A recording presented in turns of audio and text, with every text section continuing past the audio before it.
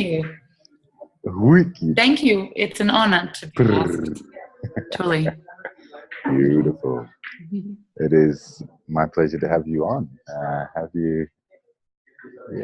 To get to meet my tribe and the community. So,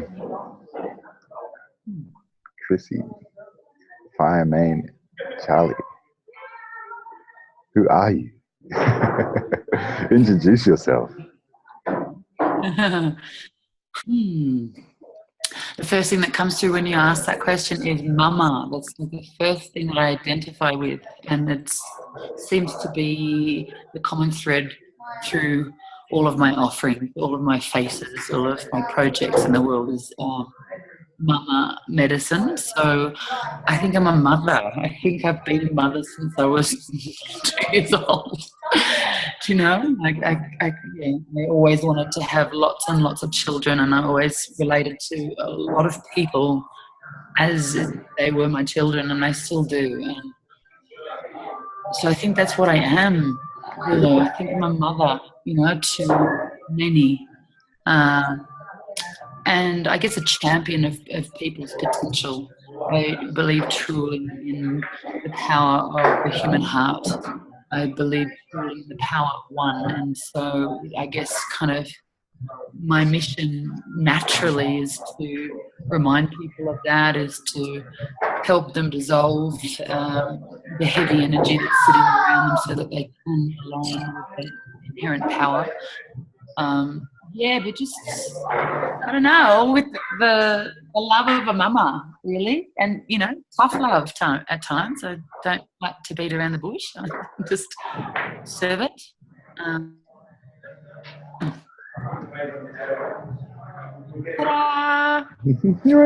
So where are you right now? Where in the world are you? And where have you been over the last couple of weeks? I'm in the hallway of my Cusco apartment. Cusco being the main city in the Andes, the Peruvian Andes. So I'm in a little part of the city called San Blas, which is the sort of artisan bohemian part of town. And I've been here for, 6 weeks now. I'm here for another 7 weeks. And this is my favorite place to be. I'm pretty sure I'll be moving here within a couple of years full time. I love it. Where did you come from? Where were you before there?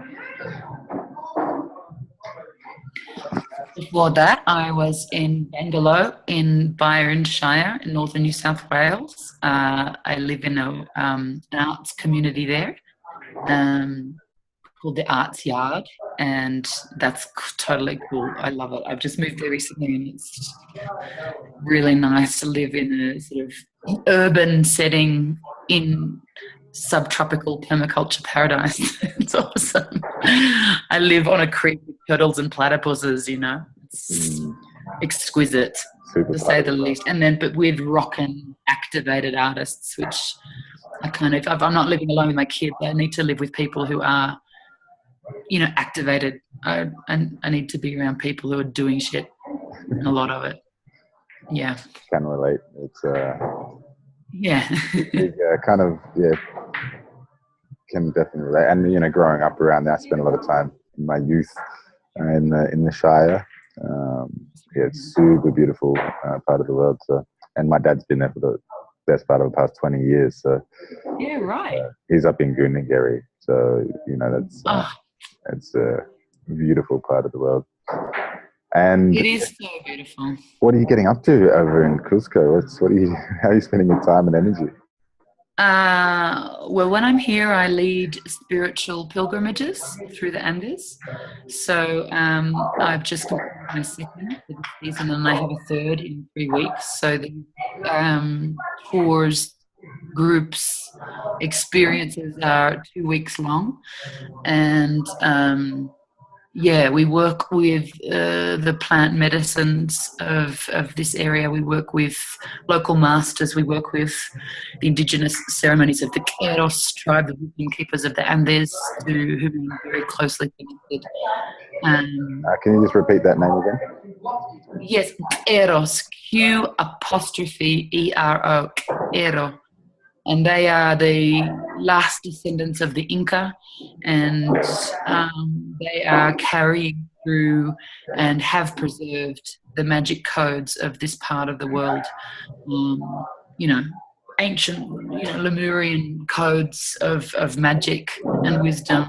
They are the keepers of those codes in these lands.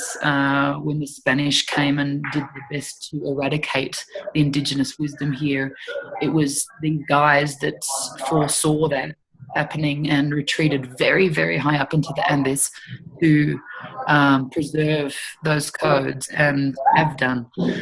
And they're a very small tribe, and they are absolutely amazing, and they've really taken me in and adopted me, and yeah, I'm stoked. How did you end up there? Like, did you read about this tribe, or did you have a dream? Like, how did you happen upon?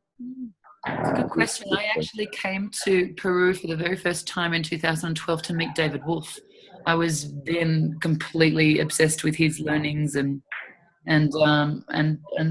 felt him to be a powerful teacher in my life, and I really wanted to meet him. I felt that we were from the same planet. For those of us who don't know who David Wolfe is, you want to just give it a brief? Oh, David Wolfe, how to put it? David Wolfe is kind of mostly famous for his teaching on nutrition and raw food, but his wisdom kind of stretches over many pantheons, and his lateral mind and the way he connects magic and knowledge from all over the planet, all over ancient and modern and future history and galactic knowledge is, he's amazing. I love him. He's like off the charts as far as I'm concerned. So I wanted to meet him, and I originally came to Peru to meet him. I had no other interest to be here. And on that trip with him, I connected with these Eros shamans, these two particular ones, Luis and Juan Quispe, they're brothers. And the connection was immediate, and the telepathic communication was immediate and obvious. And then after another trip here, Luis, the one I'm particularly connected to, dreamt of me bringing many people here, bridging many people to the wisdom here, which is part of the prophecy. The prophecy of these lands is of the children of the sun, those of us that have walked these lands before in previous lives, or just feel particularly connected to this Lemurian wisdom and pre-Lemurian wisdom, that we are waking up and coming back to receive the codes, taking back into our communities and spread that light throughout the planet. And so he dreamt that I was bringing many people here, and that was way before I had no plan to do that. And then mutual friend rang me and said, "Hey, Lewis has had this dream, you're bringing lots of people here apparently. Do you want to bring people here?" And I had been growing network really through my workshops, so I feel that was for this work. So what workshops are they? Oh, look, how to put it? It's hard to just sort of sum up in a sentence, but it's really around restoring love. It's around, restoring love in families. Because I'm sure that we're not really going to build a better world and step into the new earth while we've got outness with our siblings or parents. It just doesn't work. We can't sort of just skip over the family. And so in these workshops, I take a very close look at the dynamics in family and, love, understanding, acknowledgement, metaphysical concepts, and help people to come back to the driver's seat of their lives, back to the driver's seat of, bringing love about in our families. So it's kind of like that. But we look at ancestry, and there's a lot of sort of shamanic journeying within those 3 days. So the vehicle, if you like, is kind of like sound and earth-based medicine, but really it's very simple stuff. It's not about the higher dimensions. It's really simply about loving people on planet Earth, feet planted on the soil. And so you have people who come to you who struggle to either give or receive that love. Is that right? Totally. Oh, look, a lot of people who are completely denying the work they're yet to do in their families, doing all this kind of, the spirit thing. I mean, mainly, Zula, the people that come to my workshops are people who are hanging out in sort of so-called spiritual or alternative communities. And so they are generally people who are dipping their feet into all sorts of modalities, really quite keen to make a change in the world. But, I see quite largely that people are missing the basics.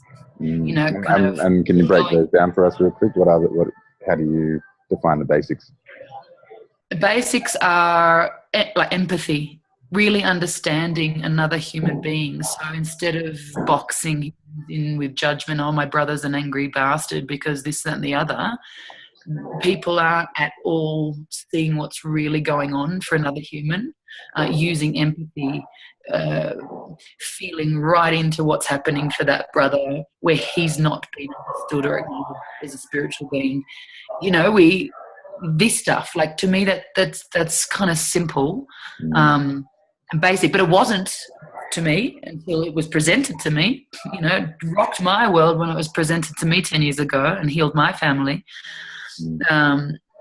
But now I see that these are the basic stepping stones in terms of creating fulfilled, like really fulfilled lives, where we feel like we are, what's the word? Not efficient, but we are, I guess it's around service, in service. So in humble contributing. love. Say again? So we're contributing in some sort of way that fulfills us or fulfills us. Yeah. Well, I just think that, like, people, if our relationships with our brothers and sisters and mothers and fathers are not going well, that affects the rest of our lives hugely. People don't realize it. They sort of can think, oh, I'm doing really well at work, or, my partnership's great, but, oh, my brother, well, yeah, we just sort of forget about that.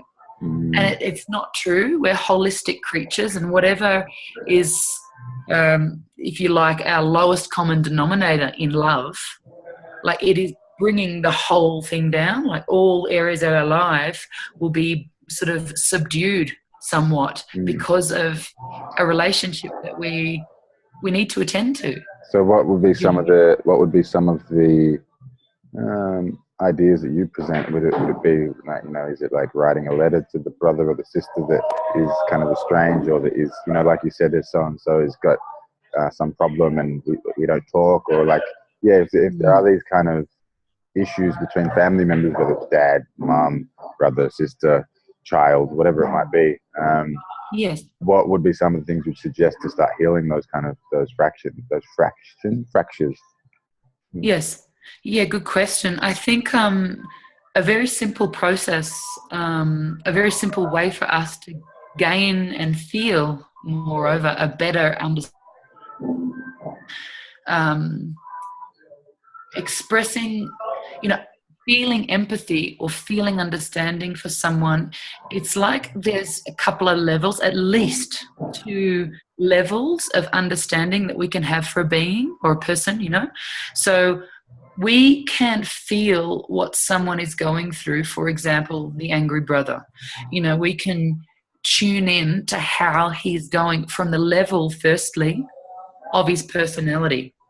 So, what he puts out to the world. So, he might be some kind of guy that's really quite insecure inside, but to the world he puts on this big bravado and, I've got it all together. And so we can feel how he's going from that level, the level of his personality, the level of his shop fronts, how he sees the world through his filters, his emotional difficulty, whatever. So we can feel that. And then I encourage people, and this is like a very simple meditative process with eyes closed, just tuning in.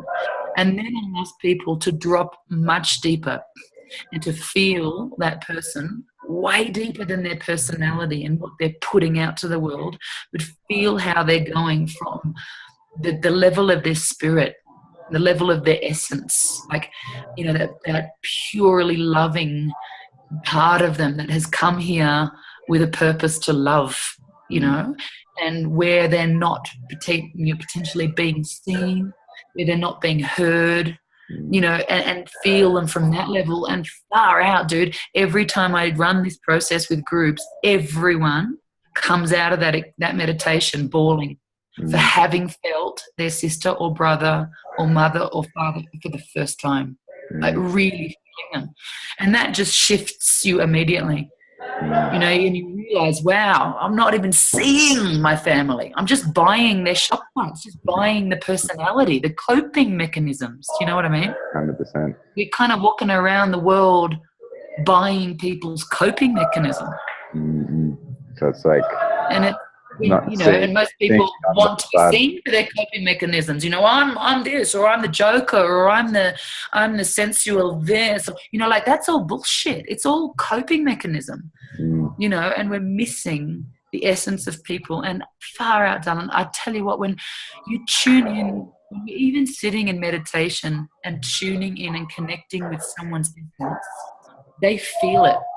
Whether they're in body or not, whether they're on the other side of the universe or here, they feel it immediately. And it's incredibly healing, for someone to truly be felt in me is like worth so much more therapy than, like years of psycho, whatever babble, like just connecting, Feel them.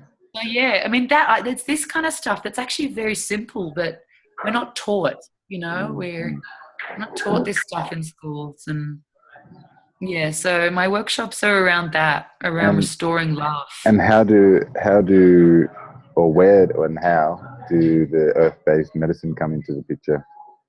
The first thing that comes to my mind is drumming, through drumming, using the drum beats to move people into trance-like states where they can come out of the mind and journey much more deeply with the heart.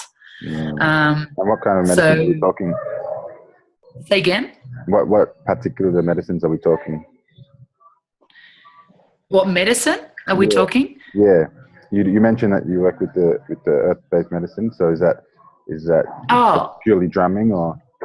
Yes, like basic drumming, chanting, using my rattle, because I'm a sound healer. I use my voice to move energy.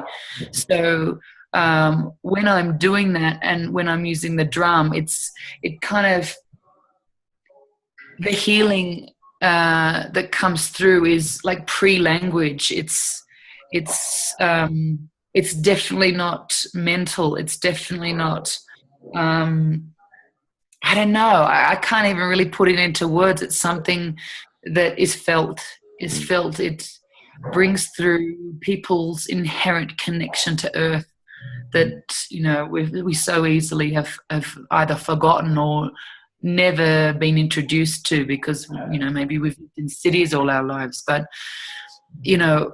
drum beat and, channeled language, channeled voice language, it moves people so much. In my workshops, Dylan, I do quite a lot of, my one-day workshop, I'm thinking of, like, I do processes where I just lie everyone out, and use my drum and my voice, and I just channel. And again, after that, we share, like, as if in like a think tank, what happened for everyone in that, like, what did you experience? And of course, everyone's experiences are incredibly different and unique, but there are similarities. And, one of the main things I see in this is people come out of that weeping for a sense of loss of connection to Mother Earth and a huge yearning. a huge yearning inside to connect to tribe, to have those round the fireside experiences, have those experiences of elders sharing wisdom orally. You know, we miss that, whether we've known it or not. We miss it in our souls. And I guess that's what I'm talking about when I talk about earth-based medicine, tribal medicine, you know, and we don't have to have come from an indigenous tribe or have ever experienced one or visited one to know what that means, to know that feeling of belonging and connection. And so that also is a big part of my work, my medicine. Beautiful. And you know, I'm a city girl, you know, I'm a fucking city girl, but I fucking know that shit. Yeah. You know, like here, I know it so much. There's something super powerful and healing, and like you said, tribal is the word that's coming to mind, but it's something that is really, you remember it on a cellular, on a deep, you know, limbic brain kind of level when you're engaging in some of these practices that we were engaging in, you know, thousands and thousands and millions of years ago. And there's something that definitely we are missing in this day and age. So it's really, I find, it can be a big shift in your way of being, and use your appreciation and your awareness of what's going on in yourself, but also in the world around you. Things like you just can be aware of what the weather's doing, or be aware of another person's mood, or you could be aware of even the Earth's mood, you know, with these kind of weather, or if it's like if there's a storm in the air, you can really feel that you know, you can feel it. Something that's really cool that I've become, it's kind of been a bit of a habit of mine, is when it starts raining, is I take my clothes off so I can feel the rain on my bare skin. A lot of people are putting the umbrellas up, putting the jackets on. You know, obviously in the city, it's not, you know, you can get locked up if you do that kind of stuff. But, you know, if you're in your backyard or whatever, you know, you can get naked and go out in the sun, or out in the rain. And even getting naked in general, and getting the sunlight, you know, on your skin and on your genitals, and these different areas where you normally see sun or rain. But something about the rain on the skin, on bare skin, just takes you back like thousands of millions of years. It just like triggers something in the brain. And 100%. Right on. I feel that. But also that sharing that you mentioned, when we're in a circle, or when we're in a gathering, and then we're all having these kind of internal experiences, no one can understand what's happening inside of us, but then we share them with another. I find that is super powerful in breaking down those barriers, or those facades, or those personalities that you were talking about earlier. Yes. Yes, me too. It's one of my favorite parts of my work is, you know, creating, you know, like the think tank, you know, having a process, and then, what did everyone experience, and encouraging people to share, because their experience unlocks someone else across the circle who is like, gives them permission to go there as well. Like if someone's feeling a bit nervous, or like, about their own experience, someone else has this even crazier experience, and like, my thing's not even, like, you know, even if it's as simple as tears in your eyes, or, you know, totally sharing something vulnerable, you know, it's 100% giving permission to others to free themselves up. It's totally. And I just, like, what bloody brings me to tears every time I do my workshops, and I'm serious, I mean that, I'm in tears all the time with it, is the way human beings come in so close together in a safe space after such a short period of time. Like in a lot of my workshops, the people have never met. They might know one or two people, but really within a couple of hours, they have been more vulnerable than they have with any of their friends outside in the world. And they, you know, it's absolutely exquisite. It's exquisite, and it reminds me that this is our truth. Humans are naturally so loving and vulnerable and sharing and open and wanting to connect. And, you know, they might be confronted to the eyeballs, but that's what they do want. Yeah. You know, and so given safe space, and given, you know, a safe, not just a safe space, but I guess, you know, it's got something also to do with the space I hold. I hold a really good space, that mama energy we were talking about earlier. You know, people just immediately feel safe. But it astounds me, you know, and it brings me to my knees every time. Like, Amazing. Sounds like far out humans are beautiful. so Far definitely out definitely are doesn't beautiful. sound like a drag, that's for sure. Sounds like you'd be Say pretty. again? It doesn't sound like a drag. It sounds like you'd be excited to go to work. Yeah, I am. I bloody love it. Amazing. Creating my And dream life. beautiful. Nice work. And that's what it's all about. And what would you suggest to others who feel maybe like they're in a bit of a drag, or they're in a, you know, they're living a life where it's not really on their terms, you know, and they really want to start being more, yeah, I guess having more freedom around what it is, rather than kind of living in this kind of rat race, or living a life where they are kind of tolerating things which might not necessarily be at the front of their mind. Like they might have a fractured relationship with one of their siblings or parents, or they might be tolerating a job which they don't like, or you know, situations that they're not that into. What would be your kind of, you know, top suggestions or thing you'd like to share with these kind of? Oh, look, you know, I mean, everyone's so individual, and without, you know, I guess if I had more information about the person, I'd want to offer emotional support initially, but generally, you know, if I'm talking to a whole group of people and I could offer one thing, it'd be like, get out.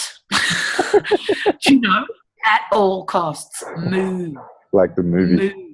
Move, whatever. Like, just take courage and change. Just get out. You know, don't, especially if it's a situation that is abusive in any way. And that doesn't necessarily mean physical or verbal, but emotionally, or, you know, as something, you know, like you say, it's not on their terms. If everything's on someone else's terms, or it can feel abusive, and you just got to get out, you know, like go stay somewhere else with a friend, or just change jobs, like bloody get on Centrelink while you find something that you do, whatever. Like, everybody has choice. You know, we have choice, and we've got to exercise it. There's no point hanging around in situations where we're not happy. It's, you know, we have more power and a way more wisdom than that, and we need to start exercising it and womaning up and manning up and making changes fast. You know, we need to like get on track, because the world needs saving, Jesus Christ. And, you know, like if we're kind of, you know, this is something that's just popped in. One of my teachers used to say, got a problem? Get a bigger problem. You know? And that's that thing of, we can get very stuck in the small picture of our lives, our drama, and you know, one way, surefire way out of that is to get a bigger picture, is to serve humanity, is to serve greater groups of people, or it might even be just one person. Go and make your neighbour a cake. I was going to ask you, and if you feel like you've got nothing to offer, or you haven't got that kind of, you feel like, oh, what would anyone want from me? What then? Right. I would then advise to connect with, revise, like get really clear on what your passions are in life, like what makes you buzz, and cram as much of that shit into each week as you can. Like literally make a list. I think it was in The Artist's Way, that wonderful artist rehabilitation program of Julia Cameron's, that just says, you know, list 20 things you love doing, you know, and bloody do them, you know, and it's not about like, what would I love to do to make money, you know, what will I do to be famous, it's got nothing to do with career. It could be, you know, crosswords, walking my dog, you know, making chocolate, like simple stuff. But when we are doing the things we love, we vibrate higher. We are vibrating higher, and when we vibrate on a higher frequency, magic can reach us, silver linings can reach us. That kind of luck, those opportunities, and magical experiences have a very hard time reaching us when our vibration is ho hum, I hate this job. So if you hate your job, then every evening do stuff you love, just to do what you love, because it is the way out. I think if people are really stuck, that's the lifeline, is remembering what you love to do and bloody do it, Taking that action, turning not living not living a theoretical life which is in our head, but actually application and making that theory of in the mind of, oh, what does that look like? Yeah, but I could never do that, and all the stories that we tell, but actually then implementing. But for me personally, like I am fond of saying that, implementation is one of the sexiest traits anyone can have. It just makes you immediately attractive as a person, because it's like, oh, that's inspirational. That's someone who actually implements ideas birthed through somebody's being. Is just like, it's such a beautiful thing. Totally.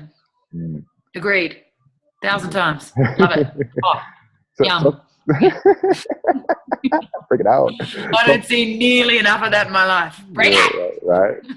Talk to us about Lemuria. As for those of us who aren't familiar with the Lemurians, and tell us what you know about this and what you're. I don't know anything, to be honest, darling. I don't know anything. I feel a lot around it, but I don't. To be honest, I don't spend a lot of time feeling or connecting with, that ancient civilization on Earth that was wiped itself out. Not far off what we could be doing to ourselves, right now. So I connected, I feel, with like Lemurian energy when I spent a bunch of months living on Kauai in Hawaii. I feel sure that the landmass of Lemuria is very close to the Hawaiian Islands, and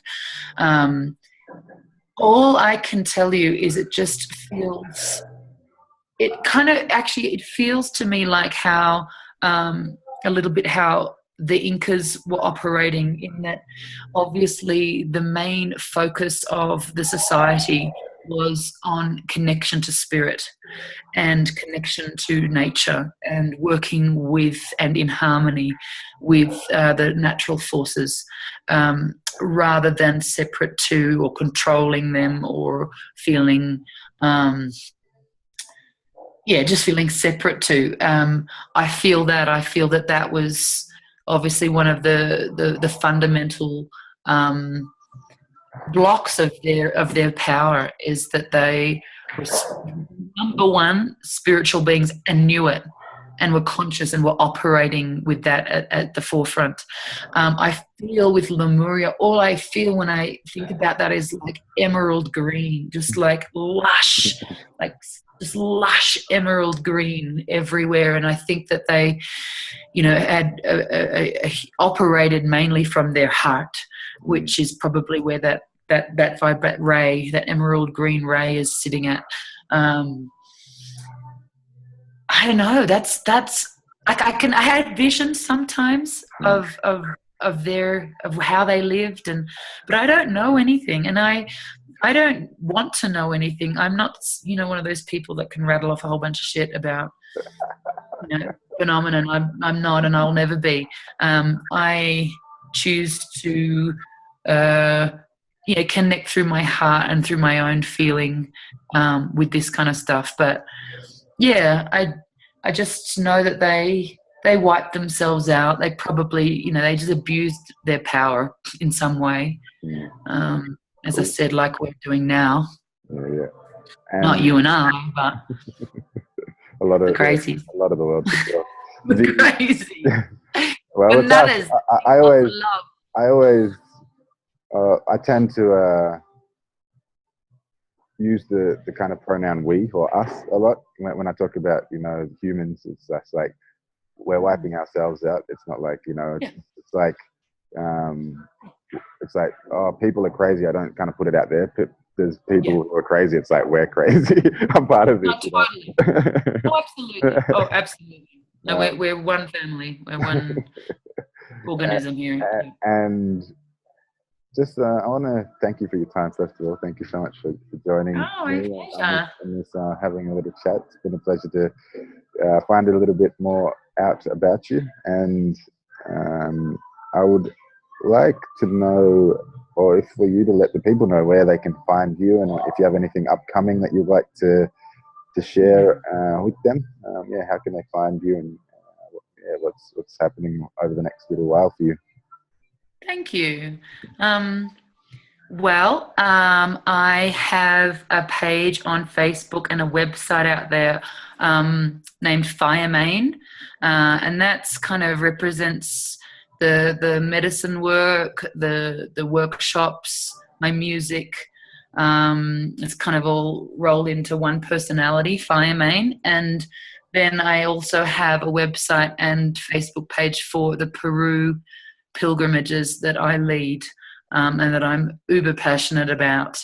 So that's Peru Pilgrims with Firemain on Facebook. And I guess what I'm really most excited about right now, which I can just drop, is that I'm joining a band, and they are my favorite band. Well, no, Led Zeppelin are my favorite band, let's be honest, but Led Zeppelin are not, half of them dead. So these guys are my favorite living band, and they are based here in Cusco in Peru. And I've been their number one groupie, no shit, for 6 years, like total groupie.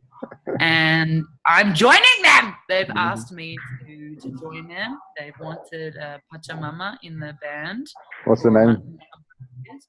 They are called Amaru Pumak Kuntur. We are called. Huh? We are called, not them. We are, yeah, they are, we are. Exactly, thank you. Amaru Pumak Kuntur, and Amaru is serpent, Pumak, puma, and Kuntur is the condor. These are the three sacred animals of the cosmological trilogy here in the Andes. And serpent, puma, condor. Exactly. Serpent representing the underworld, the puma representing the physical world, and the condor, Hanakpacha, the upper world. And guys, huh? Jing, Chi, and what? Chen. It's like in the Qigong theory. It's different levels. Yeah. Yes. I'm sure that's quite global. That's a powerful name. I love that name. Yeah, Amaru Puma Kuntur, and they are they're rockers here. They're like famous here. They won Peru's Got Talent, a couple years ago, and now they're like fucking household names. And they haven't traveled off the continent before, and so I've decided to ship them to Australia. Next February, March, and April we'll be touring everywhere and festivals, and I am fucking over the moon, to be honest. I still can't believe it's happening. These are my favorites. Like, it's full on. That's amazing. Shamanic, fucking tribal, epic shit. It's fucking like Australia's never seen anything like it. Like, so we can send me a link, and I'll put it below this when we post it up, and I'll put a link to the music as well. Okay, well, yeah. Like redoing all their media at the moment because it hasn't been there, They're just like music shaman men. They're not really. I've come along and I'm like, right, we need to do this, this, and this. So that's cool for them. But so I'll make sure everyone knows about that because I'm very excited about that tour. Amazing. So we'll be coming to Melbourne for sure. Beautiful. Thank you so much. I'm excited, and hopefully we could do it again sometime. I love that. It's lovely to speak to you. Likewise. Thank you for the work you do. Thank you for the work you do empowering your community and your networks. It's awesome. Thank you. It's my pleasure. Until next time. Lots of love. Ciao.